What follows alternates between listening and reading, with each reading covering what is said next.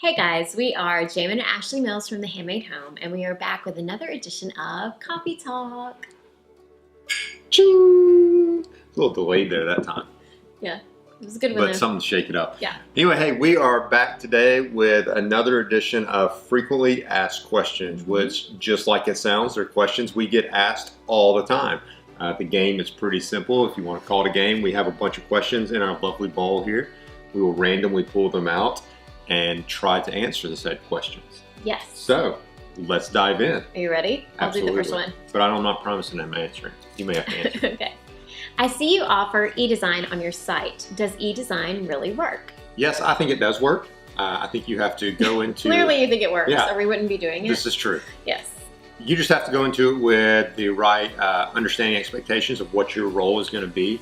With it being e-design and say the client is in California, we're here in Nashville, clearly we can't be there to make measurements on stuff, so we have to rely on you to be able to do that, rely on you to be able to do some hand-drawn stuff, and none of it has to be perfect. It just needs to be generally correct so that we can get you some little bit better measurements, or not measurements, but drawings and ideas and sources. And then of course you need to have it double checked by either yourself or whoever's doing the install to make sure all the emails back and forth translate to what's actually there on site. Yes. We have clients everywhere, all over the nation. Do we have any overseas right now? Not presently. Have we before? No, but we're going to come visit you if we have you. It will no longer be e-design. Either way, it has worked and we enjoy doing it. It just takes a little extra legwork on their part. Next one's yours. You have to answer this one, whatever it is. But I participated in that one, so I'm just going to make you Oh, keep this one's answering. actually easy. You can do it. Oh, okay. Do you have any advice for someone trying to break into the design world? Oh, goodness. Where to start? Oh, wow. Ooh. I mean, what is it? Are you Mickey? Walt, are you here? Keep going. Well, that is a really good, multifaceted question. I would say to start by expanding your portfolio on your own and put it out there for everyone to see. So that would be online, on social media. I just feel like word of mouth and your platform on the internet is a great medium for advertising. And by the time you build that up, you won't even really have to advertise, which is the situation we found ourselves in. Now building out your portfolio might mean that you do your mom's living room or your best friend's kitchen or someone's for like a discounted price that you usually wouldn't do it for, just to get that repertoire, that experience under your belt, and to keep going with it. It's a great way to start. People always say don't ever do anything for the sake of exposure for free. I kind of disagree with that because I think depending on the situation, it can either get you in trouble or be super beneficial. And in this case, it's really beneficial when you're doing the exposure yourself and you're putting yourself out there so that you can build your portfolio. Yeah, and I think along with it, be a sponge to absorb all the information you can from anywhere, even see if you can apprentice with someone because the knowledge they'll pass on, even the context they'll pass on may just launch you much quicker than what you can do on your own. So don't be afraid to reach out and just try to apprentice with someone. Don't be afraid just to work hard. I think that's where it gets you. You just got to put your feet to the ground and go for it. Do you have plans to build a garage? The most asked question we get since we've done the basement renovation. Yes, people, I think it's people in the north maybe. I don't know. They're really stressed out by this because I think that in the north there's a lot more snow and people want to know where on earth we park our cars. I haven't done a survey. I'm not sure the exact location in the front yard. Yeah, I think, I mean, the answer to the question is eventually, yes, we may. In the next 12 months, probably not. But I think also perspective, like with everything in life, kind of helps you here to understand that garages, for the most part, are kind of a new thing. I mean, it's not like they were standard with all the homes. You can look at a lot of older homes that didn't have them. They had carports a lot of times, or just parking pads because it was seen as an unnecessary thing back in the 40s, 50s, and all that when everybody was building and trying to save money. So I think for us, it's kind of this novelty thing that we just expect to have with homes and not necessarily something you have to have. For us, we had a 2-car garage, basement, whatever you want to call it, that we thought would be more valuable as a living space and as an office for us. And so we went down that path knowing that possibly later on the property we would build a carriage house somewhere. Yes, those are the plans down the road, but for now we are perfectly fine without one. And like you said, garages are kind of a novelty, and we don't really need them because it gets cold here, but not that cold. So we're totally making do with it all in the meantime. What is your favorite part of what you do? I mean, for me, we've talked about this before. I think I just seeing each phase of a project come together. A lot of times, people talk about, oh, I just love seeing the end of it.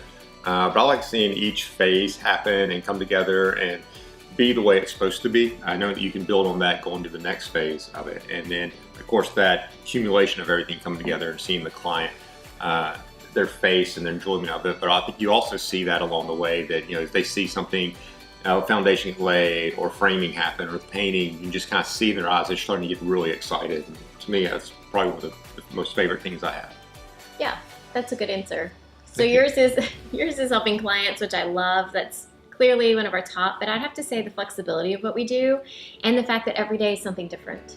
So one day we might be driving to meet up with a client, or the next we're choosing paint colors at home, or we're figuring out some things just around the house because we work from home.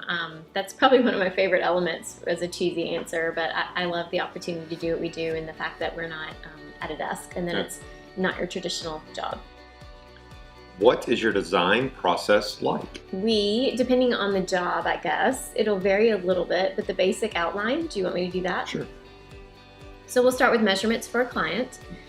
We'll go in and talk through their ideas on site with the client, what they want from the space, what they want to see come of it, what they can use it for, and we try to combine, obviously, form and function together and figure out a great solution for our client. So after that initial meeting, we go back and we work on it. We come up with floor plans and designs, and there's a little back and forth, and then finally we push go, and then we begin the process. Yeah, I mean, I think to simplify it, it's questions, it's site visits / if it's e-design, pictures. It's then floor plans, drawings, ideas, revisions, installation. Mm-hmm. Yep. I mean, I think that's kind of the easy way to do it. Yep. And then 6 would be enjoyment. Satisfaction. Is it mine? Did I read it? Okay. How long have you been working together? This is a question you can answer, Jamin. Is that simply because you don't know? Pretty much. Let's play a game, all. Ashley, how long have we been dating? Oh, that was hard. Okay. So...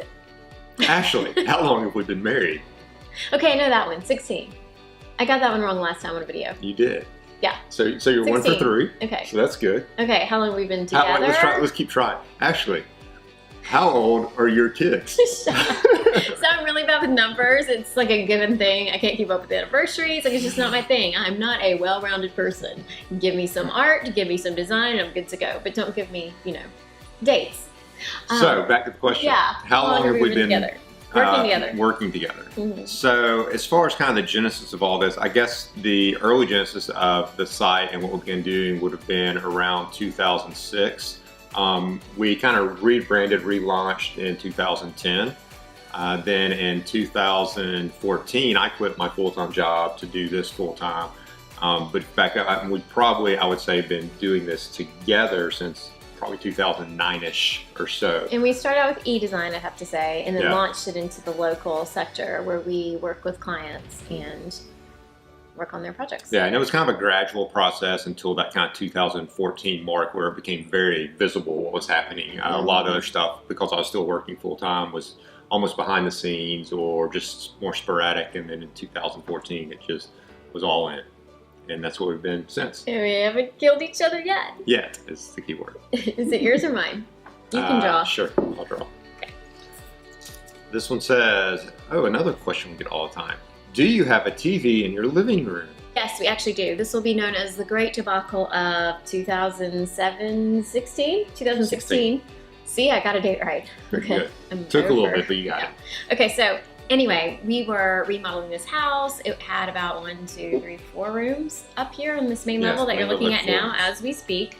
And we knocked out the walls and took out the ceiling, gave the whole space one giant great room where we live and dwell and enjoy. And the great debacle was, where do we put the TV? And then it was, what kind of fireplace do we want? And do we put the TV over the fireplace? Because Jamie wanted a wood-burning fireplace. Yeah. It would be too hot to put a TV over it. We were low on floor space because this is a smaller house, and I'm an art lover, so it was all the things coming together.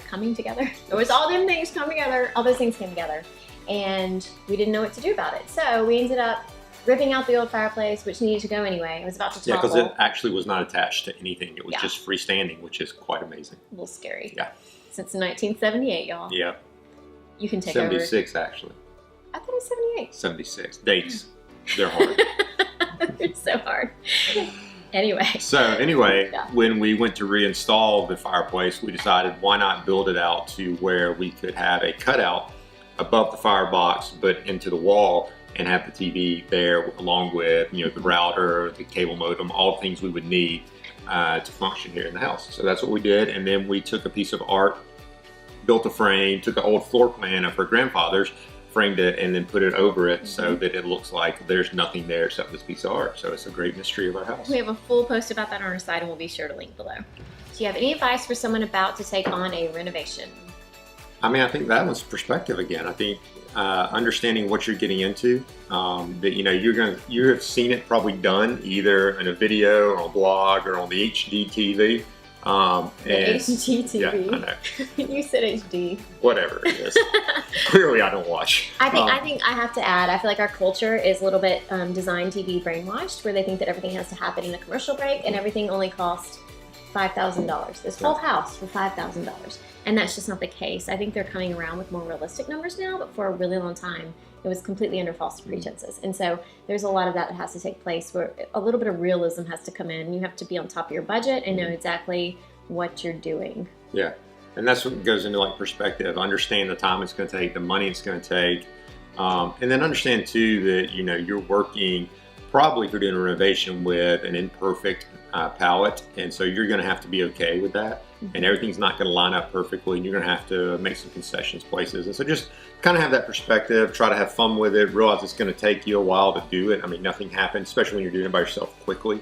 And just enjoy the process, but have that right perspective. I think patience is one of the greatest virtues. And I also think it's a lot like putting together a giant puzzle, a 3D puzzle back together again. And there's some challenges with that, and so patience is a great virtue. What is the greatest challenge of working with each other? There are no challenges working with me. He's perfect.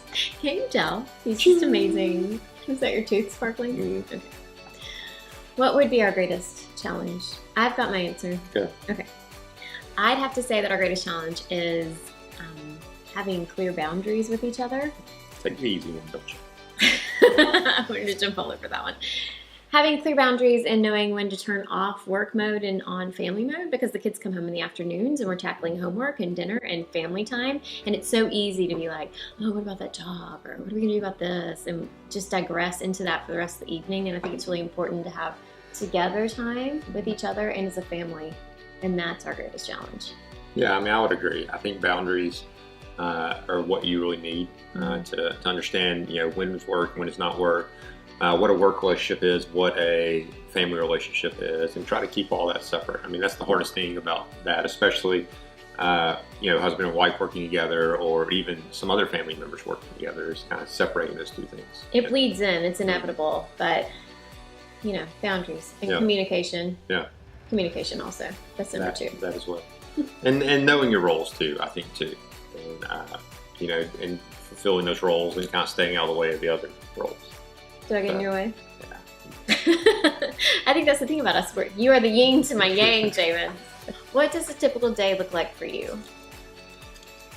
I never like that question, because there isn't one. It's kind of like what we were talking about a few questions back, is that every day is a little bit different.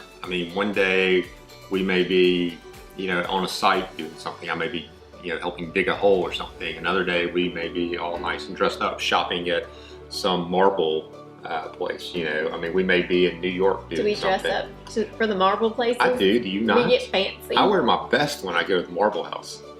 Marble I don't even know House. what the Marble House is, but it just sounds good. It kind of sounds like a steakhouse. No, we're talking. Yes, it's a little bit of everything, and it's different every day. And I think that I would go crazy if it were the monotony that would wear me down. I think it's both of our personalities. Like we crave diversity in what we do, and because of that, we love it, and it's a little bit different every day. We might be tackling on our own edition one day and writing about that, or photographing something for fall, or with a client. It's a little bit of everything, and there's no way to say what a typical day looks like. There's From not. the moment we wake up and our feet hit the ground and getting those kids out the door, we are doing something.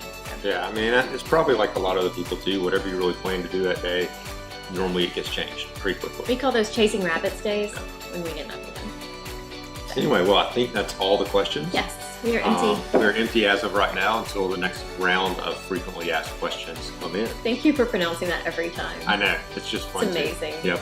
I'm impressed you could get that out. Anyway, so until next time, where we sit down with our coffee and ramble about life here in Nashville, we will see you later. Thanks for tuning in, guys. Ching.